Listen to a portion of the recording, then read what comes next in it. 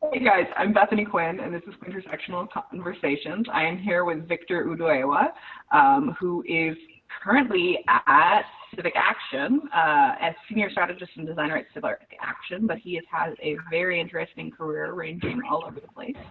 So we're going to talk about that, see how he's handling COVID, and yeah.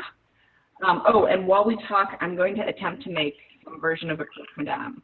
So we'll see how it goes. So, hey, how are you? I'm good. In a minute.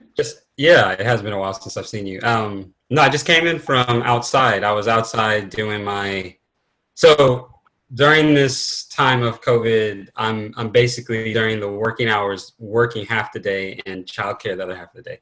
So I was just outside with my 2-year-old. I have a 4-year-old as well.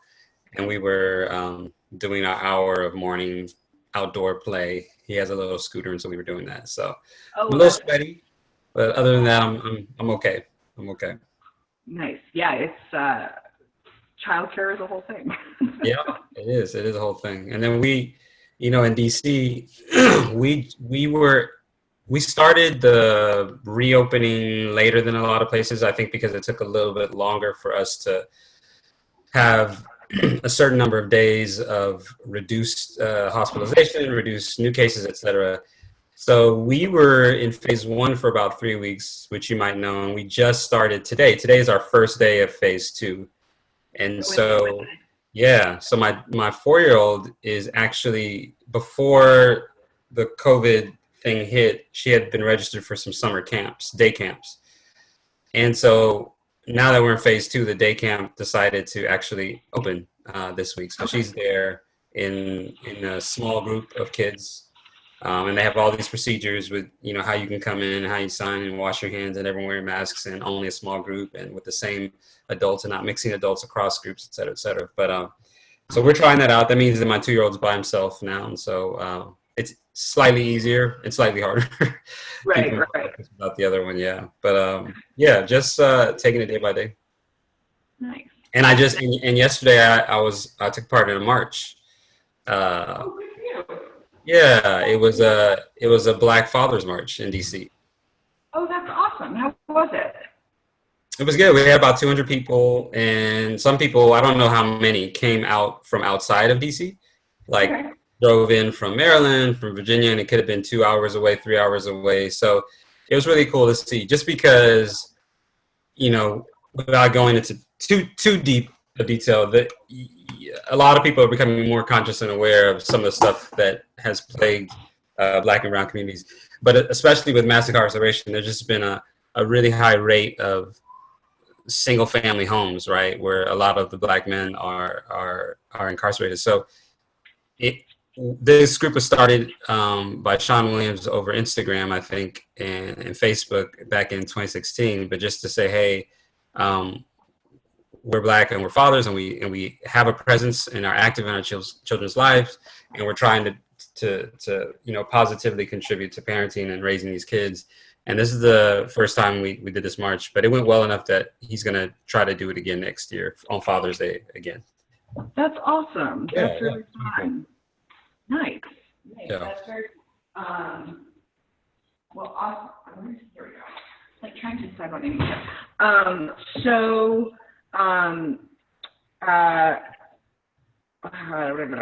Oh my God, my brain. Coffee. That's what I should get some coffee for my brain. Yeah, coffee's good. Yeah, how have you been? Anything else you want to talk about in that sort of, like, we can go deep. This is like one of those things where, like, anything you want to talk about is fair game. No, it's. I mean, it's a whole mess, a tangle of stuff, and it's been a very interesting time. I had a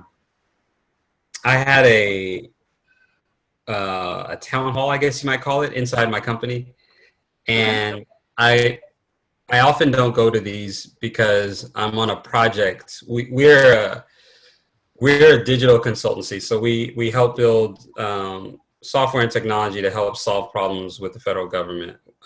Originally, this company had started in the nonprofit sector, and about 7, 8 years ago made the switch to government.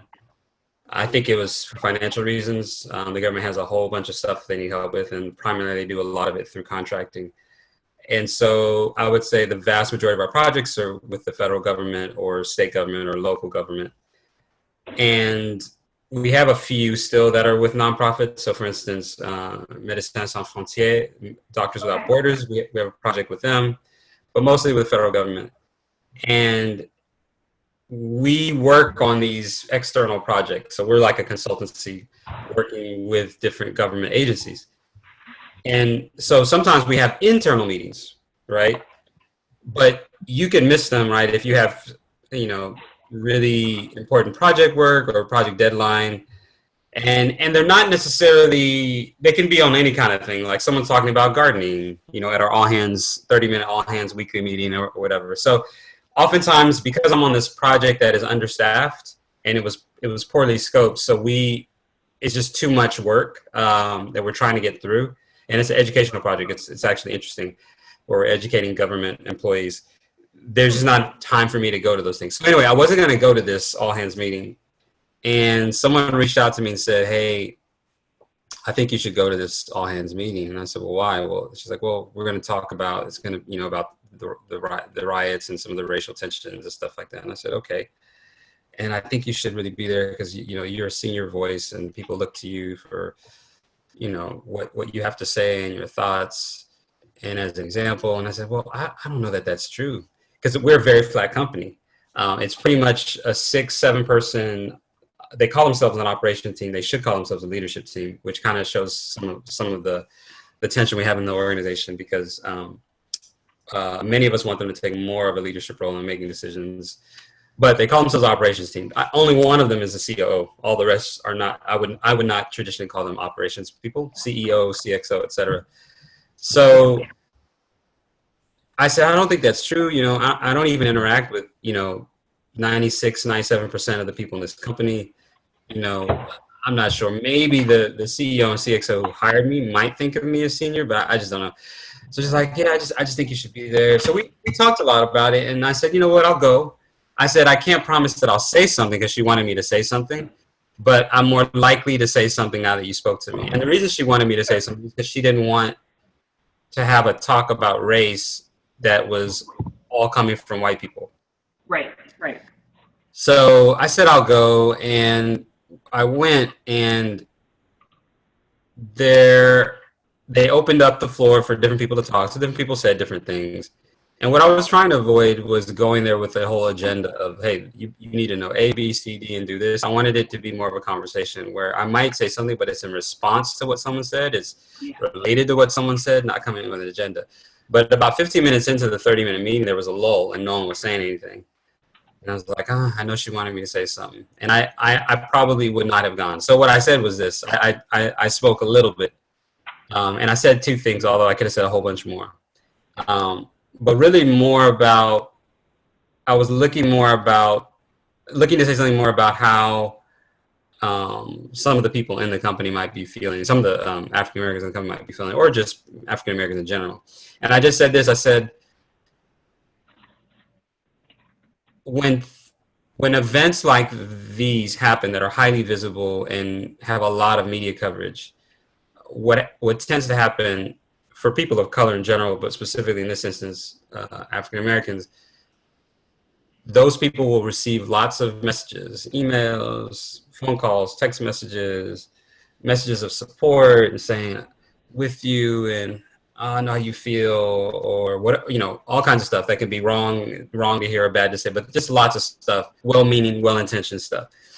So what I said is the thing for a lot of us in this country is that we, though consciousness, and specifically white consciousness, has grown over the past few years, and some people maybe this year, some people 2-3 years, some people maybe past 10 years.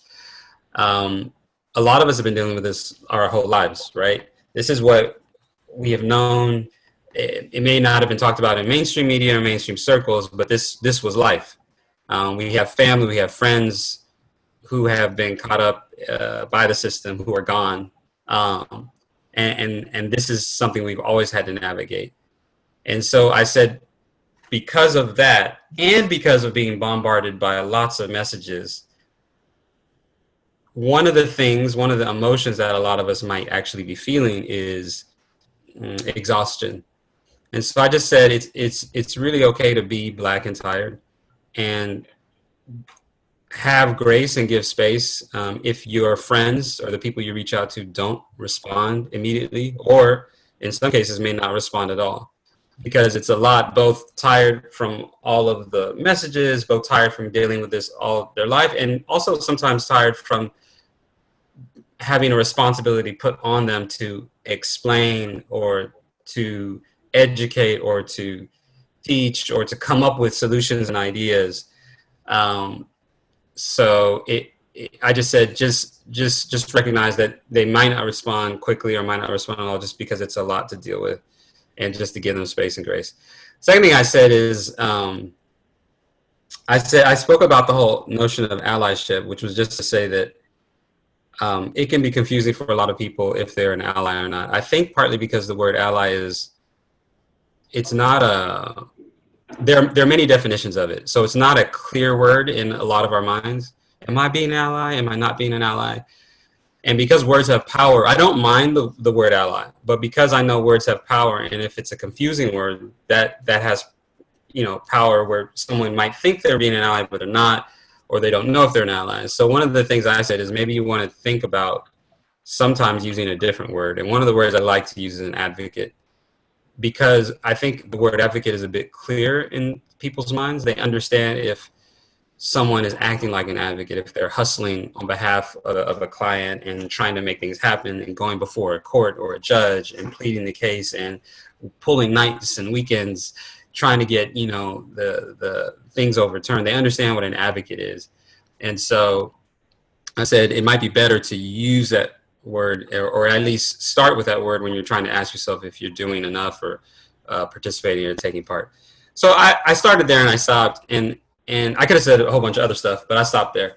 And then what was surprising to me was that I got a lot of messages later throughout that week, both from African Americans who predominantly were saying, or maybe all of them said, had this similar message, which was like, thanks for what you said. I didn't know how to say or put words on what I was feeling, but you actually gave voice to it, articulated it, and that was really helpful.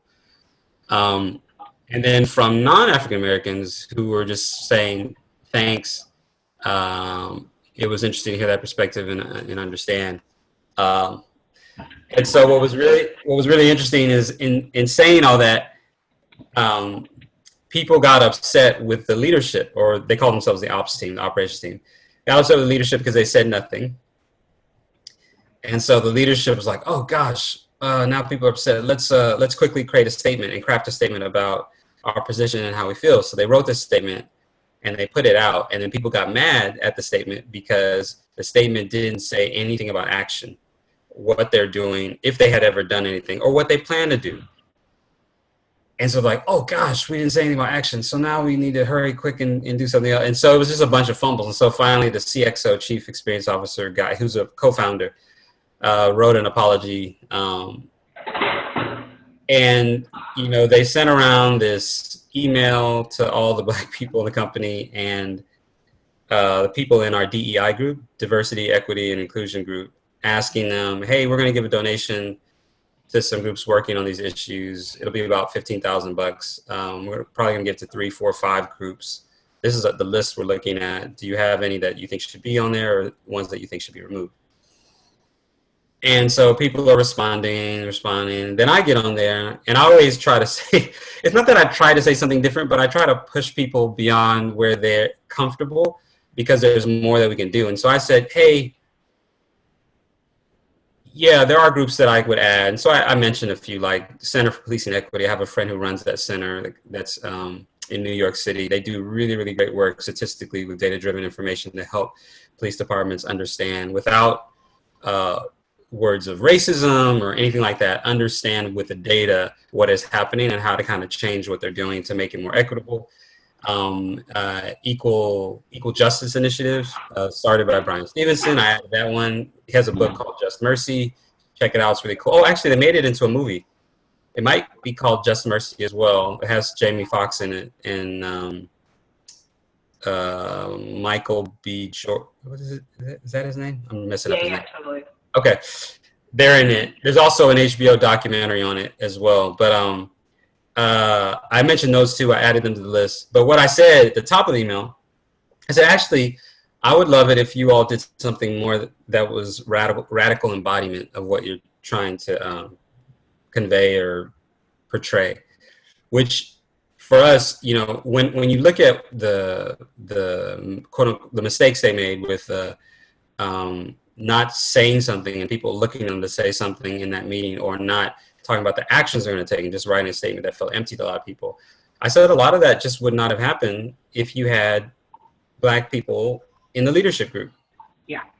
And so I said, you know, what I would recommend is taking the money, whether it's using billable hours of staff to work on this, or the money used to make offers or incentives to diversify the leadership team, the board, and the ownership of the company.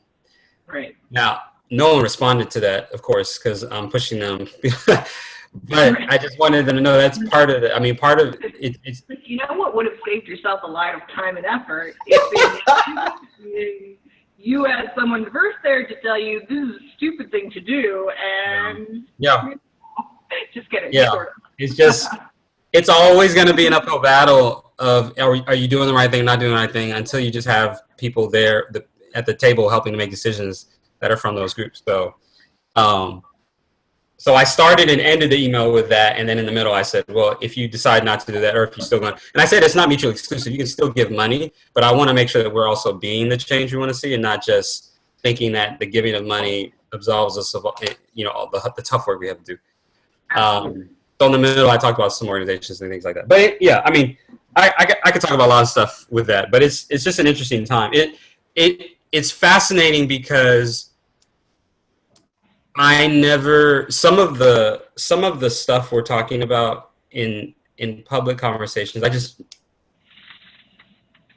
don't know, I just never expected. Like I grew up in Texas, in Houston, and I went to a school, my middle school was named after a Confederate war hero.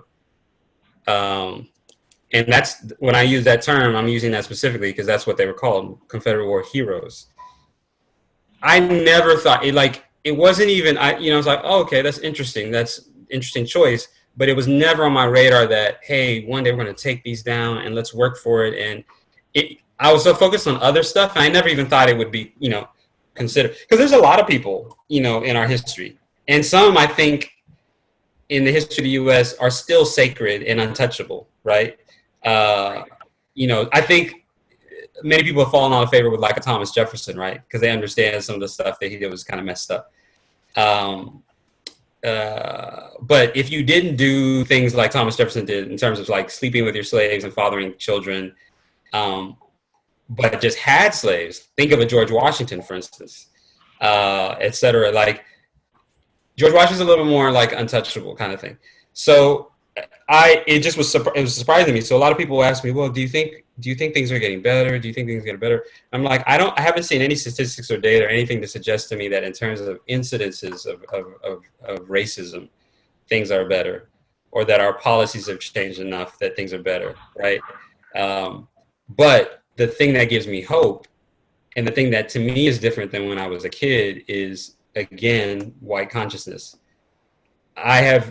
It's not everyone, right? There's still people that are holding on to like, I don't think this is true. I don't think there is racism and discrimination. I think things are good, and I don't understand people. I've talked with them, but there are more and more people who are cognizant and aware of some of this stuff, and shocked, and maybe they should have known before, but there are more people that are aware, and that's different. Just the diversity of books now that kids have that I didn't have. Dolls and toys.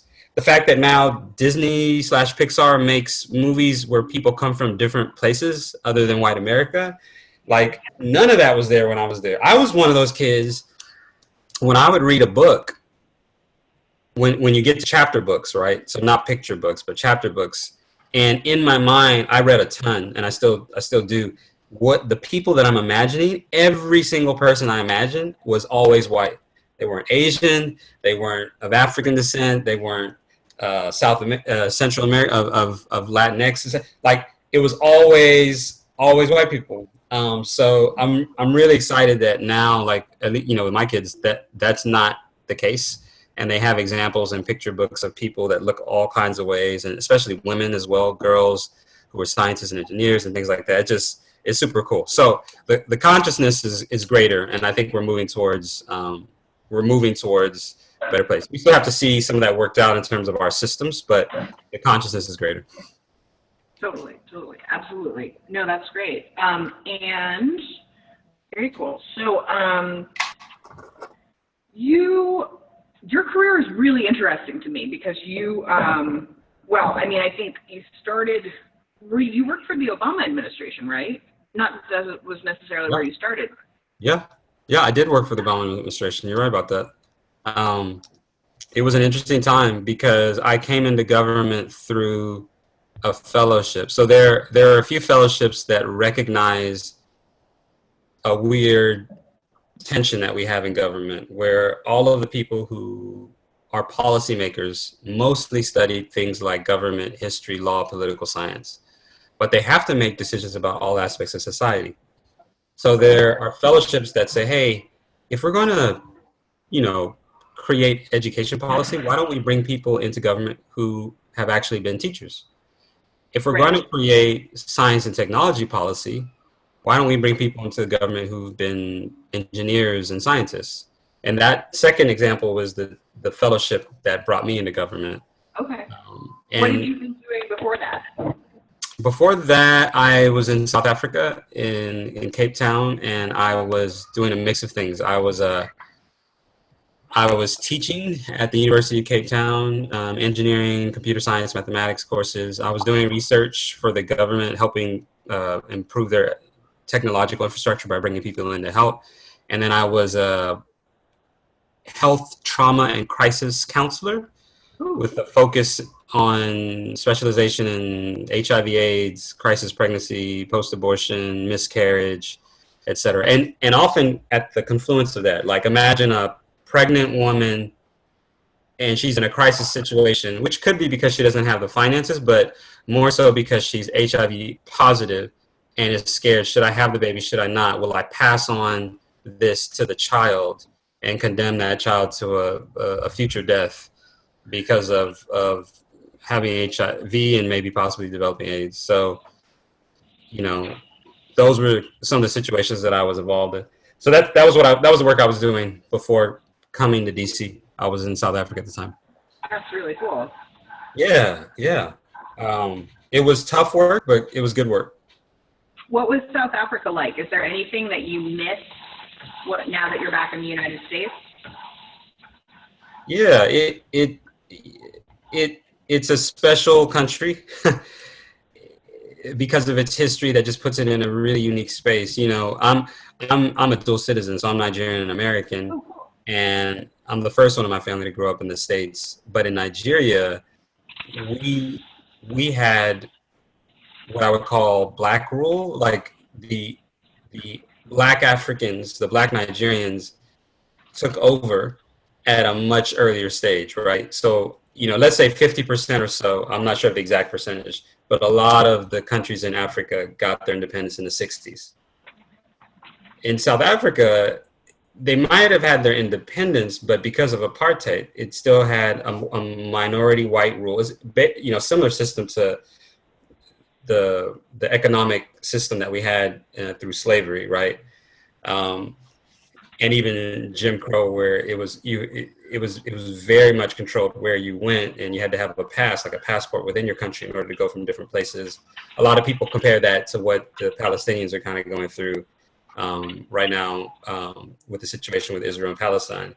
But that didn't end until 1994. And that, my gosh, is so late. Like 94, I wouldn't have thought that kind of thing could have existed that long. It just took a long, long time to get rid of that. So they're still working that out, right? That's only been 25, 26 years of trying to get of getting your independence and now trying to figure out what it means to work and be a country in the world. And I think that's one of the reasons Mandela is so praised, because the country very easily, I think, very easily could have fallen back into a state of civil unrest and civil war, where the Black South Africans revolted against the remaining minority there, right? And it didn't, because his number one project, his number one focus was unity and coming together, diversity within unity, right? And unity encompassing our diversity to bring us together as South Africans. So that was huge. He didn't solve all the economic issues, the housing issues, the health issues, but that was the number one thing, because it would have blown up as a country. So now I say all that because one of the interesting things about South Africa, when I was there anyway, is that it reminded me of what I imagined the U.S. to be in the 70s, like coming out of the civil rights era.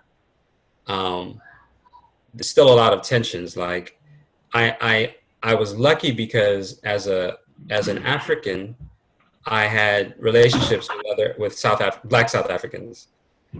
As a Black American, which I think that's the closest group in the U.S. that matches the kind of culture history, I would say, of the colored race in South Africa, which is a mixed race group that had more mobility than the Black South Africans, but they were still second-class citizens. And so I was able to get in there. And then as an American, a lot of white South Africans, whether they were of Dutch descent or British descent, would welcome me into their circles. And so I had a really unique space there where I was friends with multiple people. Now, the reason I mention that is because when I was there, I don't know if it's still like that today, I would say the vast majority, and super high, like 98% of the people I knew, maybe 99, did not have deep friendships with people that were outside of their ethnic group. Mm-hmm.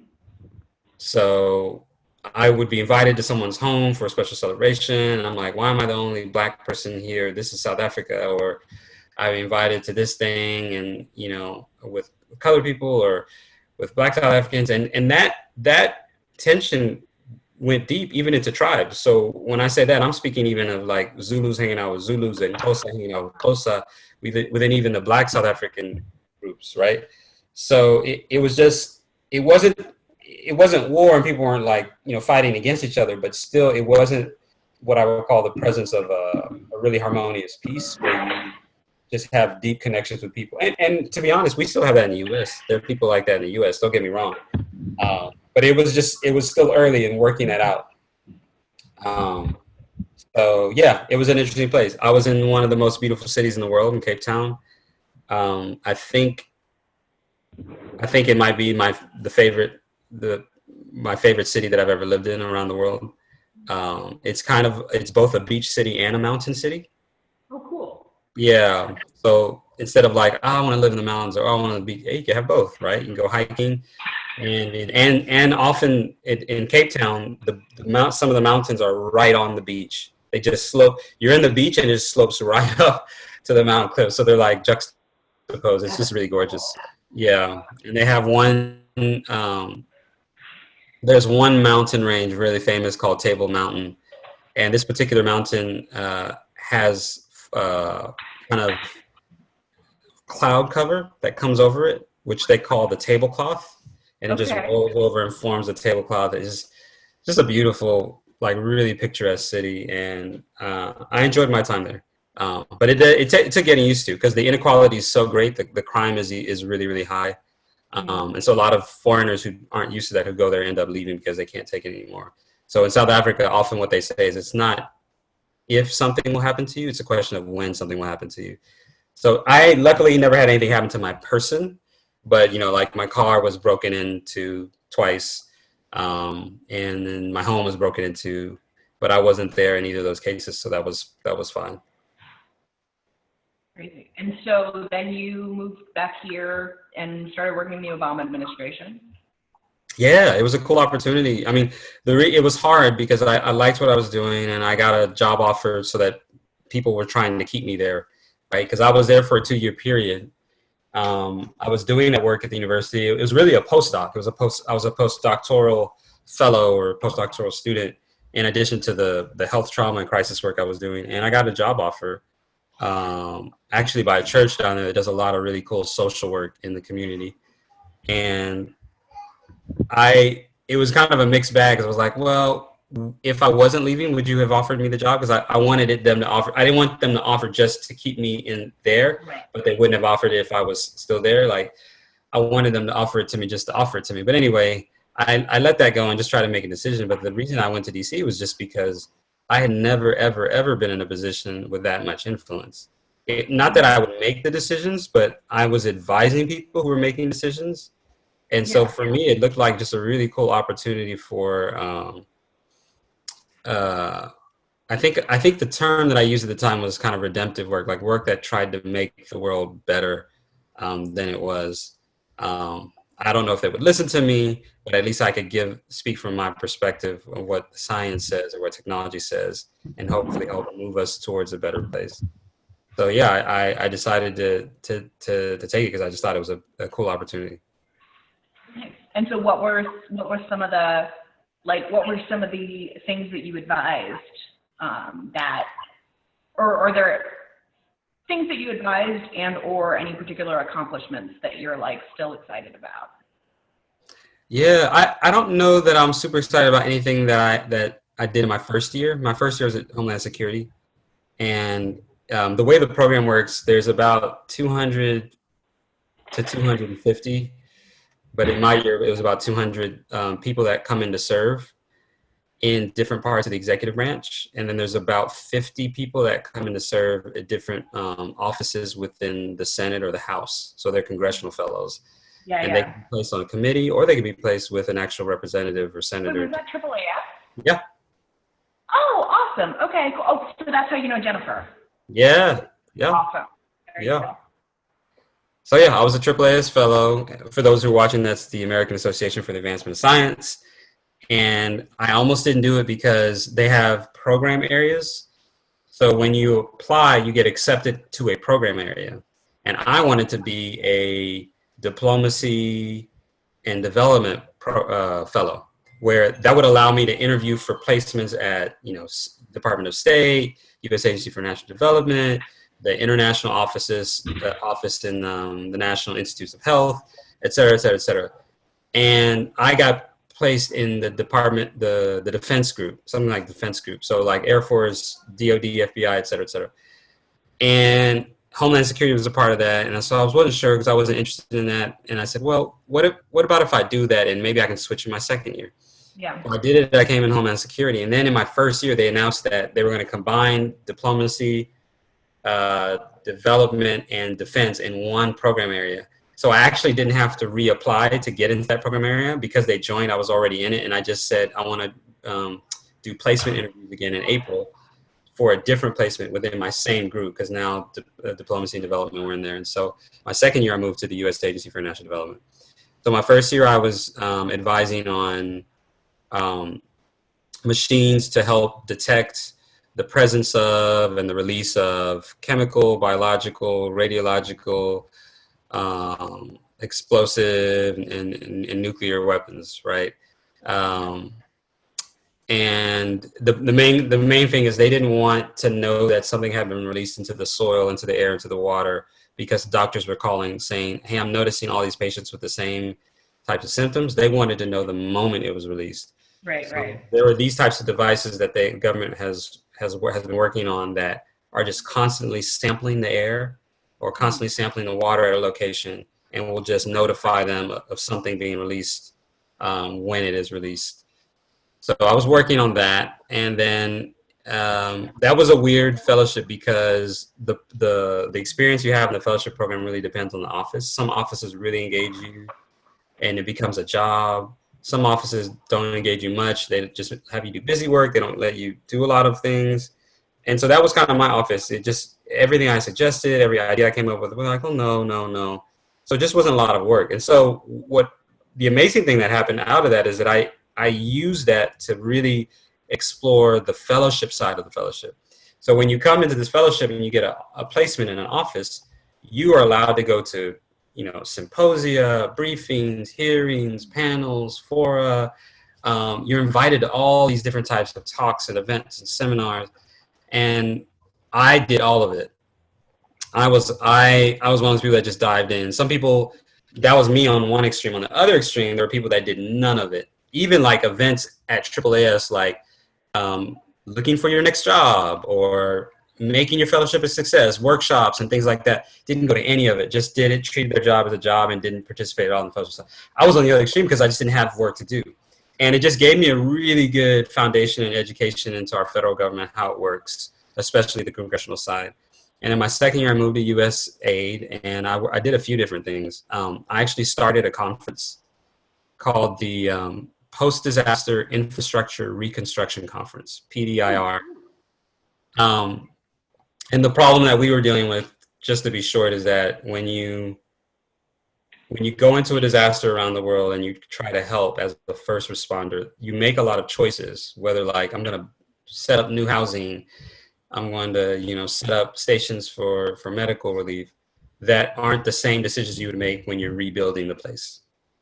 And the handoff between the first responders and the people who do reconstruction and recovery work was really poor. So I convened together a 54-member consortia with people from academia, private sector, nonprofit sector, and government. And we rewrote the protocol for that USAID uses of how you hand off the work from the first responders to my group, which is the people at the time it was called the Office of Infrastructure and Engineering, and we would help rebuild things. So we overlapped the work much more, and we involved the infrastructure people in the earlier stages to advise, and just rewrote the protocol and handbook. It was really great. We built a site for people to ask questions and stay connected, and have social media. We put resources there. We had different subgroups working on power, infrastructure and energy, food, agriculture development, water, sanitation, education, infrastructure, health infrastructure, green infrastructure, all this kind of stuff. And it was really, really cool. As part of that, I started a conference, and we invited some of those same people, but a wider group to kind of come in and help us figure this thing out. So that's a really cool accomplishment I'm really proud of. I was also part of starting the first, creating an operational plan for USA becoming carbon neutral, both in its program work around the world, but also in its own operations for its own buildings and things like that. And then finding a place to run a pilot to kind of get all that work started so that it could move towards becoming first carbon neutral, but hopefully even carbon negative, and reducing its ecological footprint. So that was really cool. Those are some cool projects that I worked on. I worked on a number of other stuff as well, but those are cool. That's really awesome. And then looks like you had a few other places that you were at, but you and I met when you were working at 18F, right? Yeah. I find to be such a fascinating organization because, I think a lot of the work that I did interacting with government when I was working with the union was doing research on federal oversight typically, or oversight generally. So like OSHA reports or actually I did a whole project on airport ramp safety and incidents that happened there. But and so like I feel like I had somewhat of a sense of, I had a good sense that like the Obama administration really invested in like improving the data infrastructure of government, improving transparency, improving technology. And I feel like 18F is kind of at the center of that, right? Yeah. So how was the work that you did? Well, first of all, tell the folks at home what 18F is. Yeah.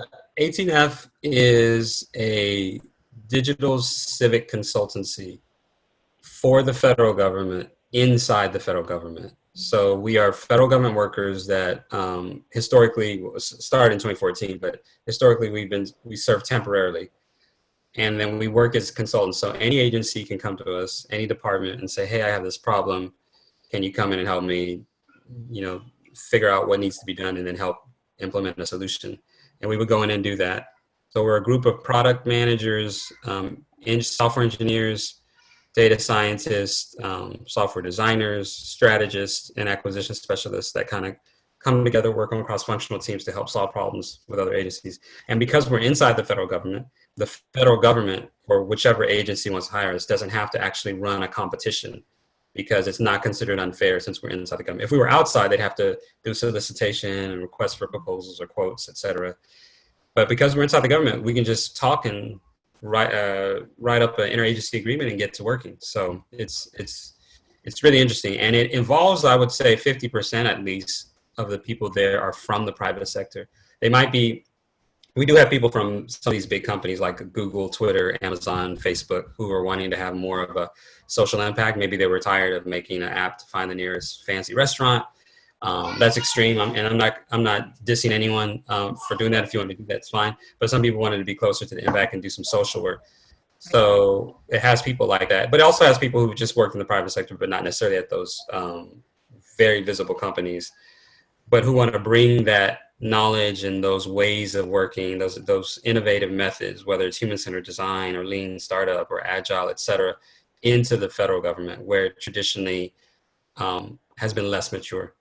So about 25% are from the nonprofit sector, and about 25% are from other parts of government who moved into 18F. So it's really great. 18F, U.S. Digital Service, which is another sister organization that's housed in the White House, and then the third one is Presidential Innovation Fellows. They come in as individuals who help do senior level coaching on some of these innovative methods. And those three groups, although the Presidential Innovation Fellows was started before the healthcare.gov crash, 18F and USDS came in the wake of that crash as momentum gathered, because Obama saw how important it was to have help from Silicon Valley embedded in government, because 6 people from Silicon Valley companies helped get healthcare.gov back online. They weren't the only ones. There were government contractors. It was a group effort, but he wanted to bring more of that experience into government to help spread it and share it and grow it. That's awesome. And so what was your role at 18F? And what was your role first of all? Yeah, so I've had different roles. It's morphed over the years. So when I first joined, it had its first morphing. We were just a group that built stuff, and then in the second year in 2015, when I joined, we were a consulting group and a building group. So sometimes you could hire 18F just to advise you, not necessarily to do something. And I joined in that consulting group. And then in the next year, we kind of divided out and had these different business units. So when I started as a designer in the consulting group in 2016, I became the head of the educational arm of 18F. So sometimes we were getting requests for education. Like, can you teach us these new methods? Can you train us on that? And can you facilitate us through a process so that we're better able to do it without you the next time? And then after that, in 2017, I joined, they disbanded the education unit, and I became a digital strategist at 18F. And then by the time I left last year, I was the director of strategy, reporting to the executive director for the organization. Very cool. Nice. And so any accomplishments that you're particularly proud of while you were there? Yeah, there's a lot of stuff. Kind of some of the biggest accomplishments I think might be in trying to build up 18F to be better at what it does. So some of that's more internal work, but on the external stuff with helping groups, like I worked on a project. You mentioned OSHA. I worked on a project with Department of Labor, one project, Department of Labor, where we were trying to help them. This is in the wage and hour division. And we were doing a lot of education work and teaching them these methods to help them better track down large employers who were not paying their usually low wage workers the wages they were due, and better collect those back wages and better deliver those back wages. That's kind of really meaningful work. I had another one with the National Institutes of Health. Their flagship product is called Pubmed, which is located in the National Library of Medicine, one of their 27 institutes. And inside that, in the National Center of Biotechnology Information. And we redesigned that product alongside with them. We didn't do it alone. We worked with them to redesign that product. But one of the things I often try to do, because we're consultants, we're fundamentally at a disadvantage. We're always trying to advocate or influence. We're not the decision makers. We're not part of the agency that hires us. So, see, I feel like that's a matter of opinion, because I find it very liberating to only advise, and if you don't take my advice, that's on you. Yeah, that's a good point. It's a model, right? So USDS, U.S. Digital Services, has a different model. They do embedded. They embed you in the agency, and you are hired by the agency. You have your own desk in the agency and email. So they use that model, where we use in 18F, we use more of the consultancy model. But what happens is that you're always recommending, right? And they can say no. And as any research in the history of consulting in the U.S. or even just in the West has shown, the vast majority of consultants' recommendations are not taken up by the organization that's hired the consultant. So one of the things I did in my last year and a half as director of strategy was training up people. Like, how do you increase the likelihood that what you recommend is taken up? Cool. And a lot of that is based on basically just doing the work with them as opposed to for them, right? Sure. If they're doing it alongside you and they are making the presentation to their own people instead of you, it's just different. There's other stuff as well, but that's one of the things. So, what are some of the other things? Oh, what are some? Well, really good advice, right? Like, yeah, no, well, yeah. So, some of the other things would be things like how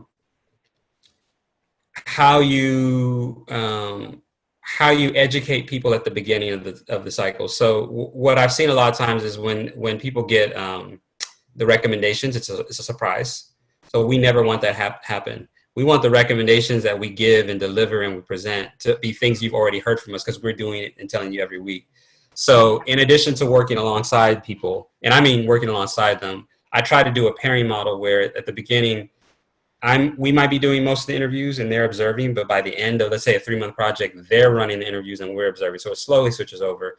They're helping us do the analysis. They're doing the synthesis. They're brainstorming, like, as much as possible. But to do that, we have to ask people up front, hey, when you sign this contract, we're not just asking you to hire us to do this. We want you to make yourself available. Can you make yourself available? Can you give us 50% time?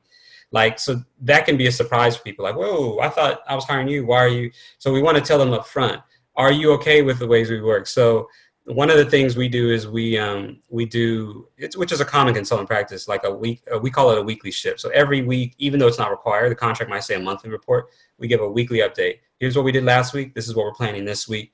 These are any kind of blockers. This might be what we're reading, just to kind of spark things in their mind. And we do that every week. And on the email, we send it to as high up as we can, because we know there's a long history of people swooping in at the end, saying, wait a minute, I don't like this. No. So we keep the highest stakeholders up to, administrators and assistant secretaries abreast weekly of what we're doing, so that nothing is a surprise. And the moment we see something, we kind of bring it up. In addition to that, we kind of come in and do, workshops to facilitate that with them. I also do a lot of educational workshops. So half my time I'm educating them and building that into the process so that they have more of a capacity to do it when we leave than they had when we started. Because that's kind of the weird thing. Like, we're mission oriented, but if you keep the government dependent on you, you haven't really accomplished anything. And our mission really is digital transformation. Another thing that we do as consultants, and this is what I was talking about, an accomplishment.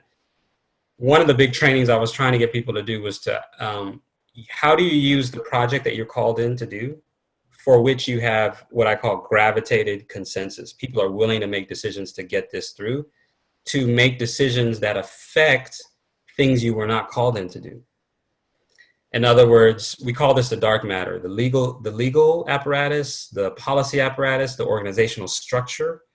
How do you get decisions about the project that you're doing to affect that, so that after you're gone, there is stuff that continues to happen beyond the thing that you were just called in?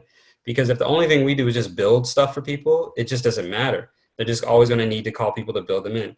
But if I can affect their policy, that opens up the ability to work in new ways, or their legal requirements, if I can affect their organizational structure, that's huge.